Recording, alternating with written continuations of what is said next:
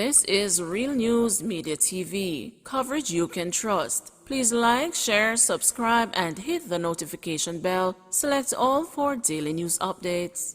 Good afternoon, my Real News Media TV family. Welcome back to the channel for another news update for February 27, 2023.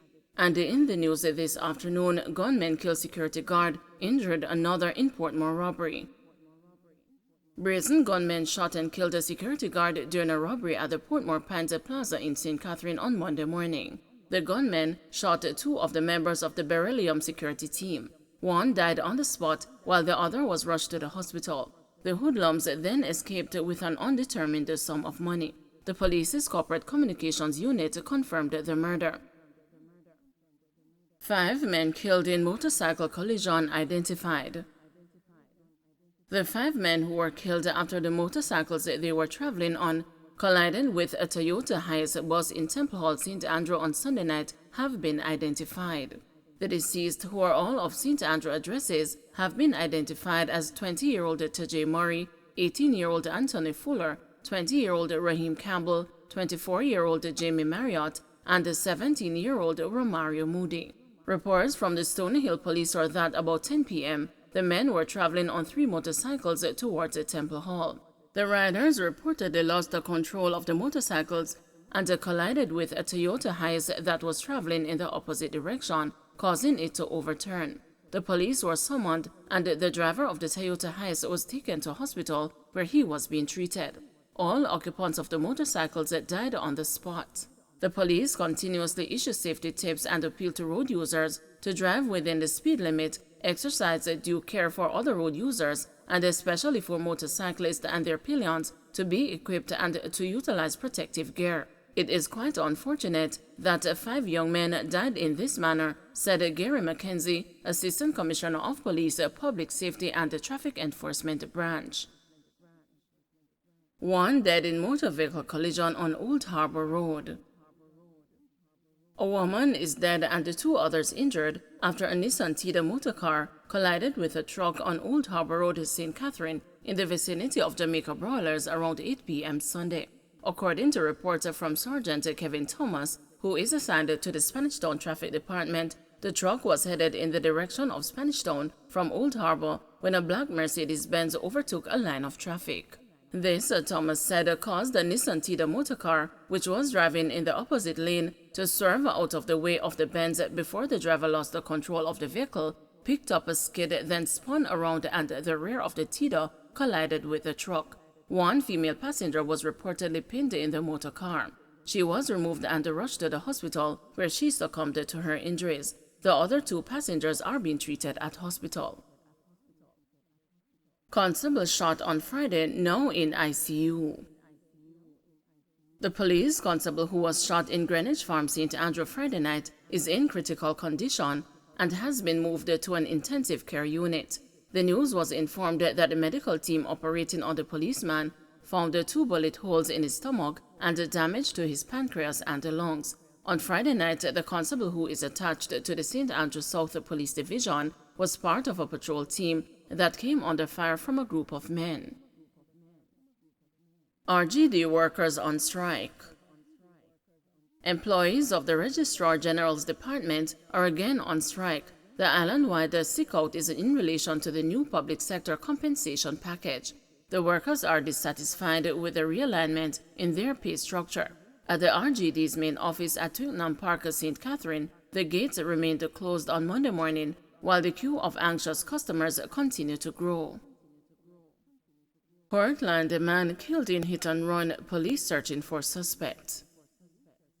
The Portland police are searching for the driver of a vehicle involved in a hit-and-run incident Friday night. It is reported that around 8:30 p.m., a pedestrian was walking along the Paisley Gardens main road when he was struck by a silver Toyota Probox. The driver did not stop. The pedestrian was transported to Port Maria Hospital, where he was pronounced dead. Meanwhile, Dr. Lucien Jones, Vice Chair of the National Road Safety Council, says authorities are attempting to determine the extent to which drug and alcohol use contributes to road fatalities. It is speeding, excessive speeding on the roads, causing most of our problems. It is the fact that people are not buckled up in their seats, which which is causing most of the problems. It's the fact that motorcyclists are not wearing a helmet, which is causing a lot of the problems. To what extent drinking alcohol and driving and smoking ganja and driving is contributing to these crashes, we're not sure. We just have to wait on the investigation to be sure. But beyond any shadow of a doubt, is the fact that we are driving far too fast and recklessly. And on many occasions, this is what leads to death and mayhem and chaos on our roads. The National Road Safety Council recommit itself to promoting road safety, to encouraging people to be careful, and to be working with government institutions to make sure that we have safe speeds on our roads and safe road users. 2 arrested following gun seizure in Manchester. 2 men are in custody following the seizure of a firearm and ammunition during a motor vehicle checkpoint operation on the Java Main Road in Asia, Manchester on Sunday. The Asia police say about 10:20 p.m., a Honda Fit motor car with 2 men aboard was signaled to stop and the driver complied. The vehicle and its occupants were searched, and a black bag containing a .38 revolver and 3 cartridges was allegedly taken from the vehicle. The men were subsequently arrested. The police say their identities are being withheld pending further investigations. Policeman loses appeal of conviction for causing grievous bodily harm. Former police constable Jerome Graham, who was convicted in January 2018 of punching a taxi operator in the face, rendering him unconscious, has lost his appeal against his conviction for causing grievous bodily harm.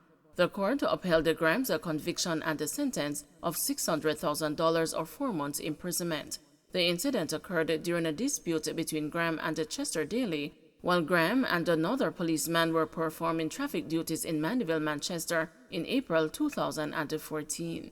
The prosecution's case was that Graham accosted Daly, who was operating a taxi. They got into a physical altercation and the bystanders intervened. Daly agreed to walk with Graham and the other policeman to the Mandeville police station.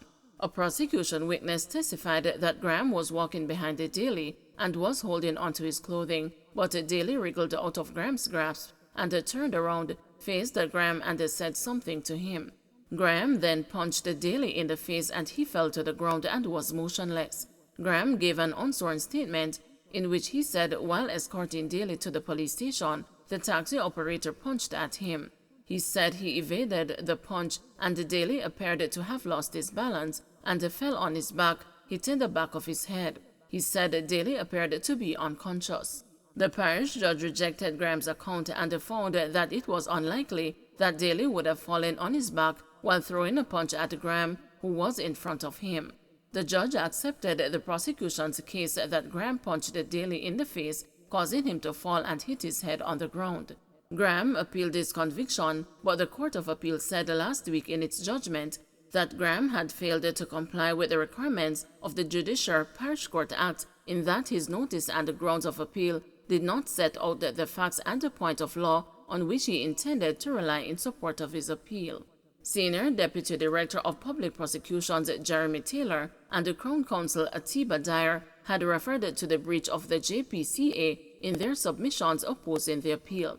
President of the Court of Appeal Justice Patrick Brooks, Justice Jennifer Straw and Justice David Fraser, in dismissing the appeal, said that although the JPCA allowed it to hear an appeal despite the breaches, this is not a case in which it should exercise its discretion in favor of Mr. Graham. The court heard arguments on the substantive matter and found that Graham's complaint against this conviction was without merit. Don't forget to like, share, subscribe, and hit the notification bell. Select all for daily news updates.